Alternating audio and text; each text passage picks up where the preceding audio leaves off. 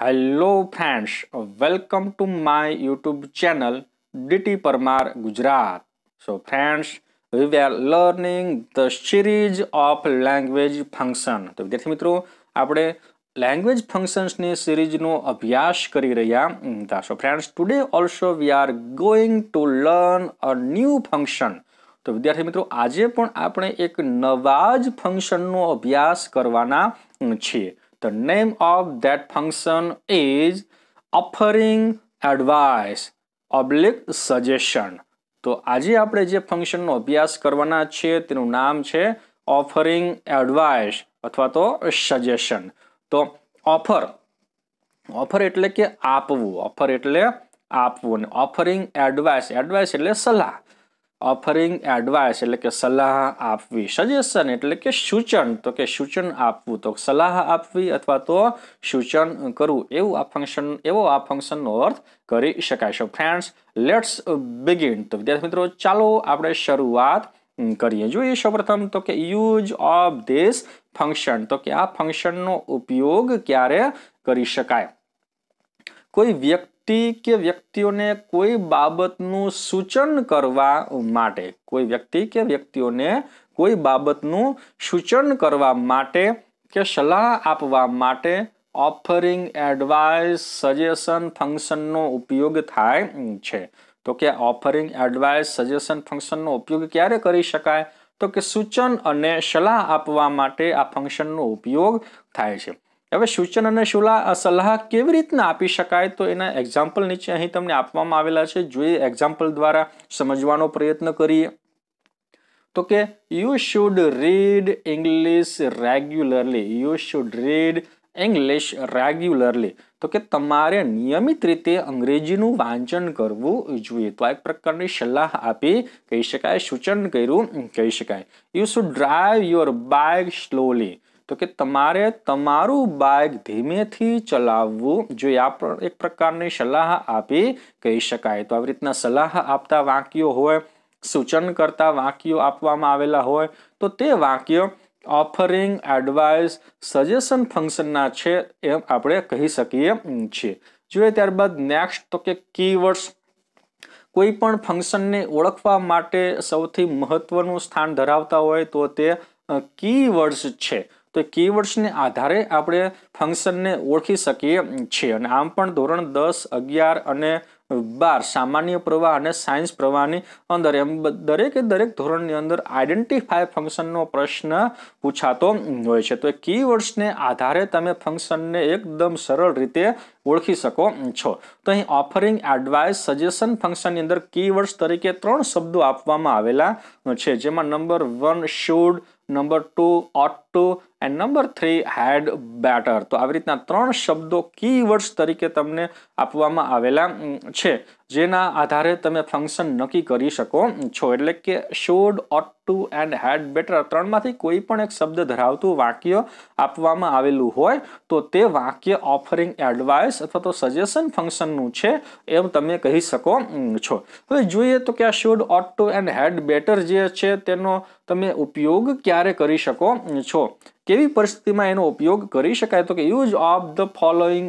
Words, તો કે નીચે આપેલા શબ્દોનો ઉપયોગ ક્યારે કરી શકાય. તો કે શુડ જે છે તો કે સામાન્ય સલાહ કે સૂચન કરવા માટે તમે શુડનો ઉપયોગ કરી શકો છો.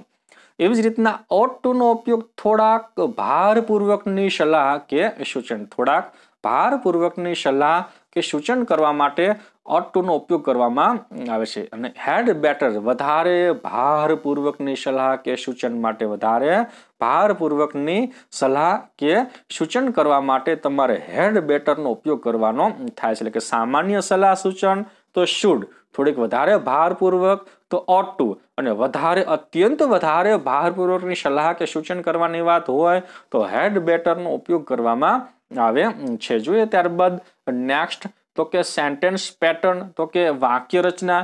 તો ઓફરિંગ એડવાઇસ સજેશન ફંક્શન ધરાવતા વાક્યો જે હોય છે એની વાક્ય રચના કેવી હોય છે, તો એની અંદર જે કીવર્ડ્સ જે આવે છે should, ought to and had better, should, ought to and had better. તો આ ત્રણ શબ્દો પછી આવતું જે ક્રિયાપદ હોય, આ ત્રણ શબ્દો પછી આવતું જે ક્રિયાપદ છે તે કેવું હોય તો કે વર્બ વન એટલે કે V1 એટલે કે મૂળ ક્રિયાપદ હોય છે। આ બાબતને તમારે ધ્યાનમાં રાખવી પડશે। માત્ર ને માત્ર એક જ બાબત તમારે ધ્યાનમાં રાખવાની હોય છે કે should, ought to, had better એના પછી આવતું ક્રિયાપદ એ કેવું હોય છે તો કે V1 હોય છે એટલે કે મૂળ ક્રિયાપદ હોય છે। બીજી કોઈ જ બાબતને તમારે ધ્યાનમાં રાખવાની આવશ્યકતા રહેતી નથી। જોઈએ ત્યારબાદ નેક્સ્ટ તો કે એક્ઝામ્પલ્સ જે તમે ઓફરિંગ એડવાઇસ સજેશન્સની અંદર જે કીવર્ડ્સ આવતા હોય છે should, ought to, had better એની વાક્ય રચના એની આધારે અહીં તમને કેટલાક ઉદાહરણો આપવામાં આવેલા છે જેને ઉદાહરણો દ્વારા આપણે આ ફંક્શનને સમજવાનો પ્રયત્ન કરીએ। જોઈએ તો કે નંબર 1 તો કે he is weak તો કે તે નબળો છે। he should take rest તો કે તેણે આરામ કરવો જોઈએ। તો એક પ્રકારની સામાન્ય સલાહ આપી કહી શકાય, સૂચન કર્યું કે ભાઈ તારા શરીરમાં નબળાઈ છે તો તું આરામ કર, તારે આરામ કરવાની જરૂર છે। હવે એ આરામ કરે તો પણ ભલે અને ન કરે તો પણ ભલે, એક સામાન્ય સલાહ આને આપી કહી શકાય। નંબર 2 તો કે he is sick for a week એક અઠવાડિયાથી બીમાર છે। he is sick for a week તો કે તે એક અઠવાડિયાથી બીમાર છે। he ought to take leave and rest at home તો કે તેણે રજા લેવી જોઈએ અને ઘેર આરામ કરવો જોઈએ। તો થોડીક જો આ વધારે ભારપૂર્વકની સલાહ સૂચન આને કહી શકાય। એક અઠવાડિયાથી બીમાર છે તો થોડીક વધારે ભારપૂર્વક એને સલાહ સૂચન આપવામાં આવે છે કે ભાઈ તું રજા લઈ લે અને ઘેર તું આરામ કર। નંબર 3 માં જોઈએ તો કે he is sick since long તો ઘણા લાંબા સમયથી બીમાર છે। he had તો લાંબા સમયથી બીમાર છે તો એકદમ વધારે અત્યંત ભારપૂર્વક અહીં સલાહ આપવાની વાત આવશે તો ભારપૂર્વક સલાહ આપવાની વાત હોય તો had better નો ઉપયોગ કરવામાં આવશે। he had better take leave and consult the doctor immediately તો કે તેણે રજા લેવી જોઈએ અને તાત્કાલિક ડોક્ટરનો સંપર્ક કરવો જોઈએ। તો અહીં એક પ્રકારની ડિગ્રી જેવી વાત થાય છે। પોઝિટિવ ડિગ્રી હોય તો તમે કેમ પોઝિટિવ ડિગ્રી ત્યારબાદ થોડીક વધારે એટલે કે કમ્પેરેટિવ ડિગ્રી અને સૌથી વધારે શ્રેષ્ઠ તો સુપરલેટિવ ડિગ્રી એવી રીતના અહીં પોઝિટિવ ડિગ્રીના સંદર્ભમાં વાત કરીએ તો should, કમ્પેરેટિવ ડિગ્રીના સંદર્ભમાં વાત કરીએ તો ought to અને સુપરલેટિવ ડિગ્રીના સંદર્ભમાં વાત કરીએ તો had better એવી રીતના પણ તમે આ ત્રણે શબ્દોને તમે યાદ રાખી શકો છો।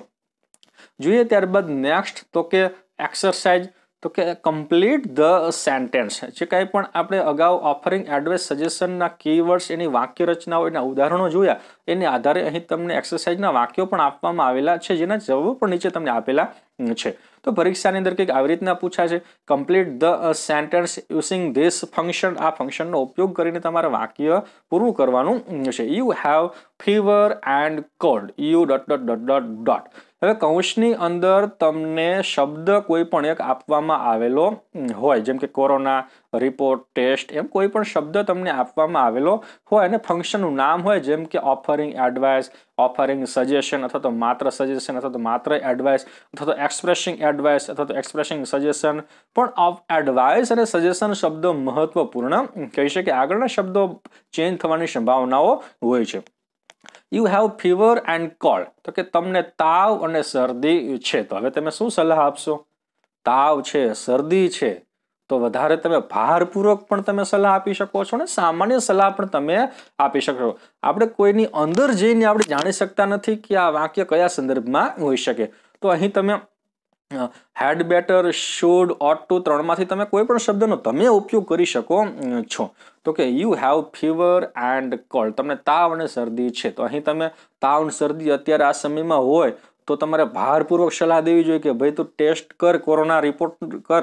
You had better test corona report, you had better test corona report તો કે તમારે કોરોનાનો ટેસ્ટ રિપોર્ટ તમારે કરવો જોઈએ, કોરોના ટેસ્ટ તમે કરાવી લેજો।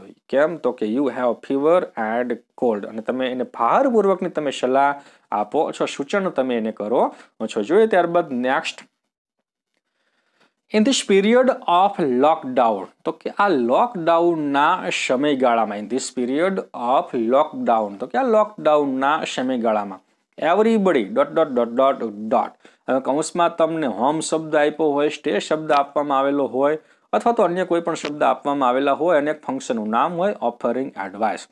તો everybody should stay at home in this period of lockdown. લોકડાઉનના સમયગાળામાં એવરીબડી એ સબ્જેક્ટ છે. દરેક વ્યક્તિએ શું કરવું જોઈએ તો કે શુડ સ્ટે એટ હોમ. અહીં શુડને બદલે તમે ઓટોનો ઉપયોગ પણ તમે કરી શકો છો, હેડ બેટરનો ઉપયોગ પણ તમે કરી શકો છો. ત્યારબાદ જોઈએ નેક્સ્ટ તો કે ઇટ્સ વેરી કોલ્ડ આઉટસાઇડ. બહાર ખૂબ જ ઠંડી છે, ઠંડીનું વાતાવરણ છે. It's very cold outside. We dot dot dot dot dot. હવે બહાર ખૂબ જ ઠંડીનું વાતાવરણ, ખૂબ જ ઠંડી હોય તો આપણે ઘેર રહેવાય, બહાર જવાય ને. It's very cold outside. We should not go out. આપણે બહાર જવું જોઈએ નહીં.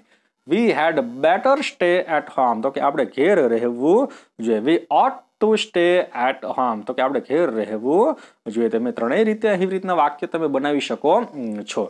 જે ત્રણેય રીતે તમે વાક્ય બનાવો છો એ સાચું કહી શકાય, ખોટું પાડી શકાતું નથી. જોઈએ ત્યારબાદ next.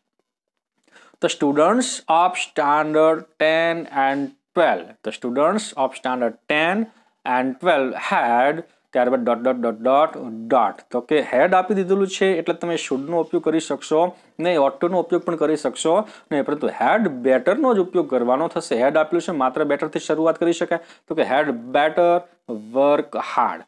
The students of standard 10 and 12 had better work hard.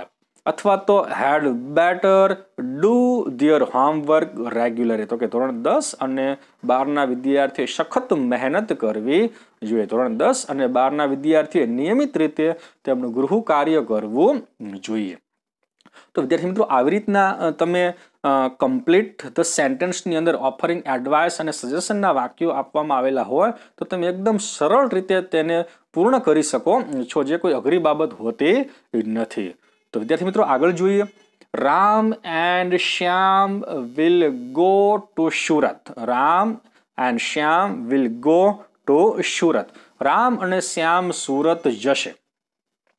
They should dot dot dot dot dot. હવે તમે જોઈ શકો છો કે અહીં પણ શુડ આપી દેવામાં આવેલું છે એટલે તમે ઓટોનો ઉપયોગ તમે કરી શકશો, હેડ બેટરનો ઉપયોગ પણ તમે કરી શકશો. અને હવે રામ અને સુરત, જો રામ અને શ્યામ સુરત જવાના હોય તો તેઓએ શું કરવું જોઈએ? તેઓએ ધ્યાન રાખવું જોઈએ, તેઓએ સમયસર પહોંચી જવું જોઈએ, તેઓએ રેલવે સ્ટેશન સમયસર પહોંચી જવું જોઈએ. આવી બાબતો તમે લખી શકો છો. અથવા તો બાઇકમાં જવાનું હોય, અન્ય કોઈ વાહનમાં જવાનું હોય તો ધીમેથી ગાડી ચલાવવી જોઈએ. આવા તમે જવાબો તમે લખી શકો છો. તો કે Ram and Shyam will go to Surat. They should reach at the railway station in time. તો કે તેઓએ સમયસર રેલવે સ્ટેશન પહોંચી જવું જોઈએ. એકદમ સરળ ટોપિક આને કહી શકાય. ઓફરિંગ એડવાઇસ સજેશન જરાય પણ અઘરો ટોપિક કહી શકાય નહીં. માત્ર ને માત્ર 3 શબ્દો છે કીવર્ડ્સ તરીકે, શુડ, ટુ અને હેડ બેટર, જેના દ્વારા તમે આ ફંક્શનને ઓળખી શકો છો. અને વાક્યરચનાની દ્રષ્ટિએ વાત કરીએ તો આ 3 શબ્દો પછી V1 એટલે કે મૂળ ક્રિયાપદનો જ ઉપયોગ કરવાનો થાય છે. તો વિદ્યાર્થી મિત્રો, આજનો આ મારો વિડીયો જો તમને પસંદ આવ્યો હોય તો લાઈક કરજો અને વધુમાં વધુ વિદ્યાર્થીઓ સુધી તેને શેર કરજો. અને હા, સબસ્ક્રાઇબ કરવાનું ભૂલશો નહીં અને બાજુમાં રહેલા બેલ આઇકનને પણ પ્રેસ કરજો, જેથી કરીને આવનારા વિડીયોના નોટિફિકેશન્સ તમને સૌથી પ્રથમ મળતા રહે.